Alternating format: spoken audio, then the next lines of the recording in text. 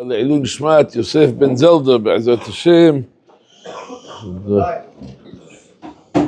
As I did not obviously know him, but obviously he was a very special person. Have a son like Rabbi Potash. Hashem doesn't give such presents by chance. So for sure this shows who he was. So the learning today should be the Ilun Nishmato. Kiddush Baruch Hu kamen v'asu li mikdash v'shachanti b'tocham. Tells Moshe Rabbeinu that they should make me a mikdash, a dwelling place, and I will dwell in them, in it, this Mishkan. It says when Moshe Rabbeinu heard this, he was all shooken up. He was very scared. It says, Hem shamayim u'shmei shamayim lo yichalkilucha. If we wanted to take a Kiddush Baruch Hu and put him somewhere, if you take the whole sky, and the skies of the skies, and the whole universe, where are you going to put Hashem? He's bigger than all of that. He says, how am I going to do this? Hashem is commanding me. I have a commandment to do. He says, not like what you think, that you have to find me a house that I could really fit into. Just take the kirashim, a few sticks, like this, like that, like this, and that's good enough. He says, bring me korbanot. He says, if I would take all of the animals in the world and get them all together and sacrifice them to you, it'd be nothing. The whole world is his. He says, not like you think, just every morning, that's it, that's all I want. Excuse me. He says, give kofar nafsho. You want to now forgive your avonot, give yourself a redemption for your nefesh. Redemption for your nefesh. The guy does one avon. If he pays $1 billion, it's not enough to come. You want to be against Hashem. How much he's going to ask for now? Who knows? He says, not like you think. Just give a half a shekel, and we're good. We clean the slate. What is a Kiddush Baruch Hu over here telling us? Imagine your father, billionaire, very wealthy person, and he has a real estate deal. And he calls you, he tells you, Joe, come, have this deal, $10 million, we have to invest. I'm going to put 5 and you put 5. Does he need you $5 million? He's a billionaire. He could do the deal by himself. Why does he want to bring you into the deal? He wants you also to make money. He loves you. Come into the deal. Let's make it together. HaKadosh Baruch Hu, that he's asking from us to build the Mishkan, the whole entire world is his.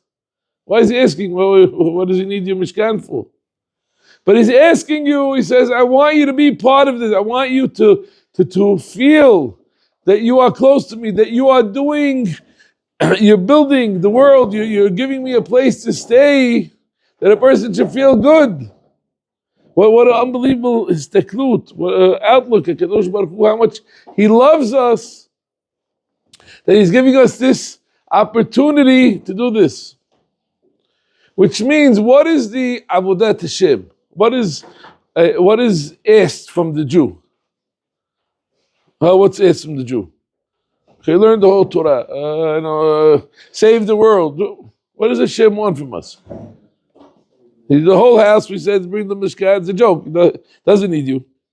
So what does he want from us? He wants us to do the best we could and the most we can do. That's what he wants us to do. It's not about how much you're going to do. Did you do what you could do? That's the question. We always have to ask ourselves, did we do what we could do? That's the whole thing. If you did what you could do, the outcome doesn't matter. I just heard now about one of the hostages that I don't know exactly how they gave it to him, but they gave him a bottle of grape juice. He had a bottle of grape juice, and this hostage, I don't know if even before he used to make Kiddush, but when he was there, he felt it was like Hashem sending it to him. And every Shabbat, he used to make Kiddush on Friday night from this bottle of grape juice. And he said it lasted him for 5 months. Okay, this bottle of grape juice. How could it be? How could it be? Baba Sali, how could it be? Why? Because guys, grape juice. Imagine what these guys are going through. They don't hardly have water. They have okay, drink the grape juice. What do you care? Kiddush, now you're gonna make Kiddush. But he says, this is from Hashem, I'm gonna do my best now to utilize this bottle of wine to make Kiddush. What's gonna be next week? I don't know. But now I want to make Kiddush. And he saved this bottle, and Hashem made him a miracle that this bottle lasted for 5 months. Why? Because he did what he could do. Instead of saying, wow, a bottle of wine, thank you, God, that's what you're giving to me, let me get out of here. No. He said, wow, Hashem is sending me a bottle of wine, I'm going to make Kiddush with this. And therefore, he was zocheh to miracle. Real miracle that lasted for 5 months. I just heard this from the mother of this hostage, not stories. Hey, this is a real thing. Which means, if you do what you could do, you will be zocheh to a miracle. Because anyway, Hashem doesn't need you anyway. What is He asking you to do? To do what you can. Once you do what you can't do anymore. Already it's in the hands of Hashem. You did your part. It's not your part to do the hatzlaha, the success. He doesn't need you for that. We're not helping God. He needs you to do your part. So we always have to ask ourselves this question. Did I do the best I could do? That's it. If the answer is yes, that's it, leave it. It's not nothing to do with you anymore. Adrabah, on the contrary, we need to be bitachon and emunah in Kadosh Baruch Hu that He's going to figure out what's the best thing at the end, the outcome. If the answer is not, so you didn't do your part in the avodat Hashem.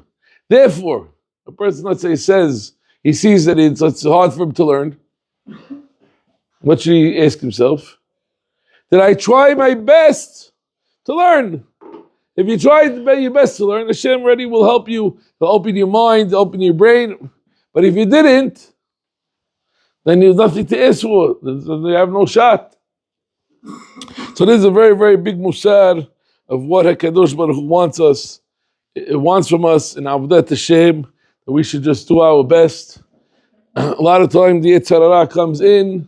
Now, the end of this man. Okay, I didn't really learn so much this man. I could have done more. I could have, what's 2 weeks, 3 weeks? What's the difference?